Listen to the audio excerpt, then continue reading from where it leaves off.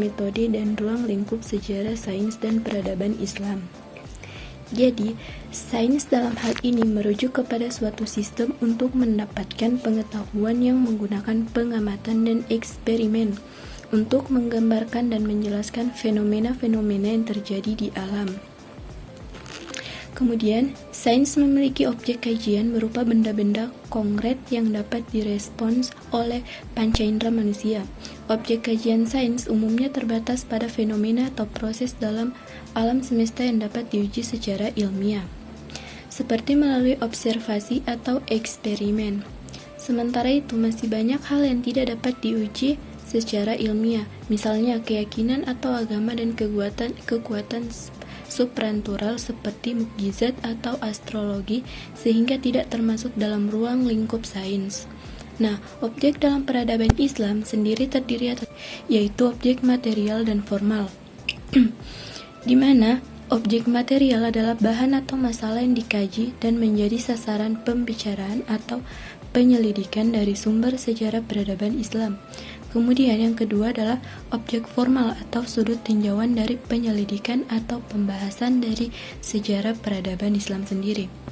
Kemudian metode dalam sains adalah metode ilmiah, adalah langkah-langkah yang disusun secara terencana dari sistematis untuk memperoleh suatu ilmu pengetahuan yang dapat dipertanggungjawabkan kebenarannya. Kemudian, metode ilmiah mempunyai urutan langkah-langkah penelitian tertentu agar diperoleh kebenaran ilmiah, yaitu suatu pengetahuan yang kebenarannya terbuka untuk diuji oleh siapa saja yang ingin mengujinya. Di dalam peradaban Islam sendiri, metode yang digunakan adalah metode penggalian dan penulisan sejarah, di mana dalam penggalian sejarah terdapat beberapa metode yang dapat digunakan, yaitu untuk menggali data yang valid berkaitan dengan sejarah diperlukan metode penggalian sejarah yang akurat. Kemudian yang kedua, metode penulisan sejarah. Adapun dalam penulisan sejarah, demikian pula sejarah peradaban Islam, metode yang dapat digunakan adalah metode deskriptif, komparatif, dan analisis sintesis. Kemudian, ruang lingkup dari sejarah sains dan peradaban Islam. Peradaban ini adalah pemegang obor estafet kedua dari perkembangan sains dan ilmu pengetahuan manusia. Yang pertama dimulai sejak era klasik Yunani, Romawi, Persia, India. Untuk selanjutnya, tongkat obor tersebut diestafetkan kepada ilmuwan-ilmuwan Eropa yang mulai memasuki zaman Renaissance.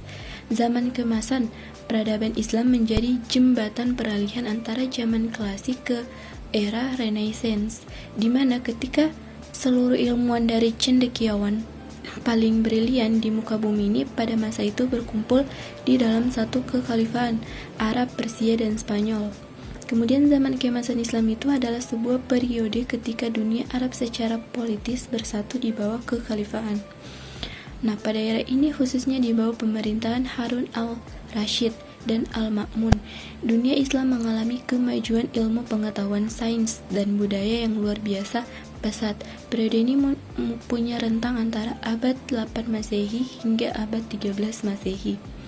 Banyak ahli sejarah yang punya pendapat bahwa periode ini juga ditandai sama waktu berdirinya Bait al-Hikmah 750 sampai 1258 yang merupakan pusat studi perpustakaan sekaligus universitas terbesar di dunia pada saat itu. Pada periode yang cukup panjang ini, sekitar 500 tahun, bisa dikatakan tidak ada peradaban lain di muka bumi yang bisa menandingi pesatnya perkembangan sains dan ilmu pengetahuan di dunia Islam. Dari mulai Eropa, Cina, hingga India, karena kekhalifahan yang menjunjung tinggi ilmu pengetahuan melebihi peradaban manapun pada masa itu. Kemudian pertanyaan kedua, berikan penjelasan tentang periodisasi perkembangan sains pra-Islam. Jadi, periodisasi sejarah peradaban Islam secara umum, peradaban Islam ini dibagi menjadi 3 periode besar, yakni klasik, pertengahan, dan modern. Yang pertama adalah periode klasik. Periode klasik dibagi ke dalam 2 fase, yaitu fase ekspansi dan integrasi, dan juga kemajuan. Pada sekitar 650 sampai 1000 Masehi, dan fase disintegrasi sekitar 1000 sampai 1250 Masehi. Pada fase kemajuan, Islam mengalami internasionalisasi. Pada masa Bani Umayyah, Islam mulai masuk ke Eropa melalui Spanyol. Pengaruh Islam kemudian meluas dari Afrika Utara sampai Spanyol di belahan barat. Kemudian lebih lanjut, perluasan ini menyentuh Persia hingga ke India di belahan timur. Pada fase disintegrasi, keutuhan umat Islam dalam bidang politik mulai pecah. Baghdad dirampas dan dihancurkan oleh Hulagu Khan pada tahun 1258. Kekhalifahan sebagai simbol keutuhan politik mulai runtuh dan digantikan pemerintahan otonom di berbagai kawasan. Kemudian yang kedua adalah periode pertengahan. Periode pertengahan juga terbagi dalam dua fase, yaitu kemunduran sekitar 1250 sampai 1500 Masehi dan fase 3 kerajaan besar sekitar 1500 sampai 1700 Masehi. Pada fase kemunduran, peradaban Islam terpecah antara Islam bagian Arab yang pusatnya di Mesir dan Islam bagian Persia. Pada periode ini, 3 kerajaan Islam tersebut mengalami kehancuran di bidang militer dan politik karena konflik dengan bangsa Eropa dan orang-orang di India. Kemudian yang terakhir adalah periode modern. Setelah periode pertengahan, yang mana peradaban Islam mengalami kemunduran, muncul periode modern yang menandai kebangkitan peradaban Islam. Periode ini berlangsung dari tahun 1800 hingga sekarang, di mana umat Islam mulai sadar akan peradaban Barat yang lebih maju dan tinggi. Periode modern ditandai dengan kebangkitan awal Islam pada awal abad ke-19 hingga 1960-an. Di mana muncul kesadaran pembaharuan dalam Islam dari segi politik, militer, sosial, dan budaya. Pada periode modern, mulai berkembang pemikiran-pemikiran filosofis dan metodologis guna pembahasan Islam di masa kontemporer. Kemudian pertanyaan terakhir, jelaskan pencapaian peradaban Islam pada masa Khulafaur Rasyidin. Yang pertama adalah Khalifah Abu Bakar Asy-Shiddiq, merupakan khalifah pertama dari Al-Khulafaur Rasyidin, sahabat Nabi Muhammad SAW yang terdekat dan termasuk di antara orang-orang yang pertama masuk Islam atau As-Sabiqun Al-Awwalun. Kemajuan yang telah dicapai pada masa pemerintahan Abu Bakar selama kurang lebih dari 2 tahun, antara lain yang pertama, perbaikan sosial atau masyarakat, kemudian perbaikan sosial atau masyarakat, yang dimana perbaikan sosial ini dilakukan Abu Bakar ialah usaha untuk menciptakan stabilitas wilayah Islam dengan berhasilnya mengamankan tanda Arab dari para penyeleweng atau orang-orang murtad, nabi-nabi palsu, dan orang-orang yang enggan membayar zakat. Kemudian yang kedua, perluasan dan pengembangan wilayah Islam. Adapun usaha yang ditempuh untuk perluasan dan pengembangan wilayah Islam, Abu Bakar melakukan perluasan wilayah keluar Jazirah Arab, daerah yang dituju untuk Irak dan Suriah, yang berbatasan langsung dengan wilayah kekuasaan Islam.